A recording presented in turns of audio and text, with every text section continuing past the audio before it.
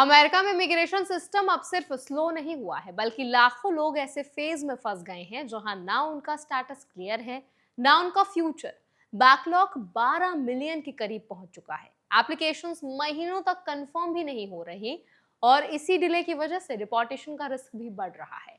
आज इस वीडियो में हम समझेंगे बैकलॉग कितना बड़ा है, फ्रंट लॉग क्या होता है, डिलेस क्यों बढ़ रहे हैं, लीगल स्टेटस पर इसका क्या असर पड़ रहा है और इंडियन एप्लीकेंट्स को इस सिचुएशन में कैसे खुद को सेफ रखना चाहिए। तो चलिए फिर जल्दी से वीडियो को स्टार्ट करते हैं। हाय, मेरा नाम है वर्षा दुबे और आप मुझे देख रहे हैं एनबीटी टेक एड पर। यूएससीआईएस के डेटा के अनुसार इस समय करीब 11.6 मिलियन एप्लीकेशंस डिसीजन के इंतजार में हैं। इनमें citizenship, work permits, green cards और स्टे परमिशन से जुड़े केसेस शामिल हैं। इसके अलावा करीब 2,47,974 एप्लीकेशंस ऐसे हैं जो फ्रंट लॉग में हैं, यानी वो एप्लीकेशंस जो एजेंसी को मिल चुकी हैं लेकिन अभी तक खोली भी नहीं गई हैं या प्रोसेसिंग कैटेगरी में असाइन नहीं हुई हैं। इसका मतलब यह है कि डिले सिर्फ डिसीजन में नहीं बल्कि प्रोसेस के शुरुआती स्टेज में भी रुकावट आ रही है।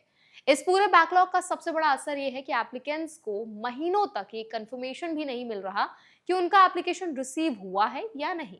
और यही सबसे रिस्की सिचुएशन बन जाती है, क्योंकि जब तक एप्लीकेशन ऑफिशियली एक्नॉलेज नहीं होता तब तक कई सारे ऐसे लोग हैं उनका लीगल स्टेटस खतरे में आ सकता है। यानी अगर आपका स्टेटस एक्सपायर हो रहा है और एप्लीकेशन की रिसिप्ट आपको नहीं आई है तो आप टेक्निकली आउट ऑफ स्टेटस माने जा सकते हैं, जिससे डिपोर्टेशन का रिस्क बढ़ जाता है। अब बात करते हैं कि डिलेज इतने ज्यादा क्यों बढ़ रहे हैं। पिछले 1 साल में डिपार्टमेंट ऑफ होमलैंड सिक्योरिटी ने प्रोसेसिंग को धीमा कर दिया है। एनालिस्ट का मानना है कि ये एक ब्रॉडर स्ट्रैटेजी का हिस्सा है जिसमें लीगल माइग्रेशन को स्लो कर दिया जा रहा है। एडमिनिस्ट्रेशन का फोकस ज्यादा एनफोर्समेंट, अरेस्ट और डिपोर्टेशन पर है। इसी वजह से एप्लीकेशंस को तेजी से प्रोसेस करने के बजाय उन्हें होल्ड या स्लो किया जा रहा है।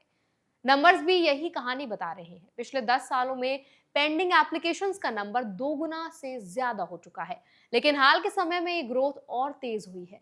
करंट एडमिनिस्ट्रेशन के पहले साल में बैकलॉग करीब 2 मिलियन बढ़ गया, जो पिछले 4 साल की कुल ग्रोथ से भी ज्यादा है। यानी सिस्टम पर प्रेशर लगातार बढ़ रहा है। इसका रियल इम्पैक्ट एप्लीकेंट्स की लाइफ पर साफ दिखता है। कई केसेस में लोग 1 साल से ज्यादा इंतजार करने के बाद भी आगे नहीं बढ़ पा रहे। एक एग्जाम्पल में green card interview paper work delay की वजह से कैंसिल हो गया और अब तक रीशेड्यूल नहीं हुआ। ऐसे केसेस पेंडिंग कैटेगरी में आते हैं। वहीं फ्रंट लॉग वाले केसेस भी अभी सिस्टम में ऑफिशियली एंटर ही नहीं हुए हैं। अब बात करते हैं नियम क्या कहते हैं, ये भी समझना बहुत जरूरी है। यूएस इमिग्रेशन सिस्टम में जब तक यूएससीआईएस एप्लीकेशन को ओपन करके रिसीट इशू नहीं करता तब तक एप्लीकेंट के पास कोई ऑफिशियल प्रूफ नहीं होता कि उसका केस प्रोसेस में है। इसीलिए रूल ये कहता है कि डॉक्यूमेंटेशन और सबमिशन का प्रूफ खुद सुरक्षित रखना जरूरी है। अगर डिले होता है तो वही प्रूफ फ्यूचर में काम आता है। साथ ही पेंडिंग एप्लीकेशन होने का मतलब ये नहीं है कि स्टेटस ऑटोमेटिकली सेफ है। स्टेटस मेंटेन करने के लिए अलग रूल्स अप्लाई होते हैं जो हर वीजा कैटेगरी के हिसाब से अलग होते हैं। एक और इम्पॉर्टेंट बात यह है कि बैकलॉग हर एप्लीकेंट को एक जैसा इम्पैक्ट नहीं कर रहा। कुछ एप्लीकेशंस कुछ महीनों में क्लियर हो रहे हैं, जबकि कुछ लंबे समय तक बिना अपडेट के पड़े हैं। ये वेरिएशन जो है सिस्टम की इनकंसिस्टेंसी को दिखाता है। एक्सपर्ट्स के अलग अलग व्यूज भी सामने आ रहे हैं। कुछ का मानना है कि कुछ प्रोग्राम्स बंद होने से एप्लीकेशन का प्रेशर यूएससीआईएस पर आ गया है। वहीं स्टाफिंग भी एक इशू है। पिछले साल यूएससीआईएस ने हजारों एम्प्लॉयज खो दिए, जबकि फ्रॉड डिटेक्शन टीम बड़ी हो गई। इससे रिसोर्सेज का बैलेंस बदल गया और प्रोसेसिंग कैपेसिटी कम हो गई। इंडियन एप्लीकेंट्स के लिए यहाँ सबसे जरूरी सीख ये है कि हर स्टेप डॉक्यूमेंटेड होना चाहिए। एप्लीकेशन सबमिट करने के बाद उसका प्रूफ, ट्रैकिंग और फॉलोअप बहुत जरूरी है। अगर आपका स्टेटस किसी डेडलाइन पर डिपेंड करता है तो लास्ट मोमेंट तक इंतजार करना रिस्की हो सकता है। साथ ही ये भी समझना जरूरी है कि डिले आपकी गलती नहीं बल्कि उसका इम्पैक्ट आपको ही फेस करना पड़ सकता है। इस सिचुएशन में सबसे प्रैक्टिकल अप्रोच यही है कि एप्लीकेशन जितना जल्दी हो सके फाइल करें, डॉक्यूमेंटेशन पूरी तरह एक्यूरेट रखें और हर अपडेट को ट्रैक करते रहें, क्योंकि सिस्टम में डिले अब एक्सेप्शन नहीं बल्कि न्यू नॉर्मल बनता जा रहा है।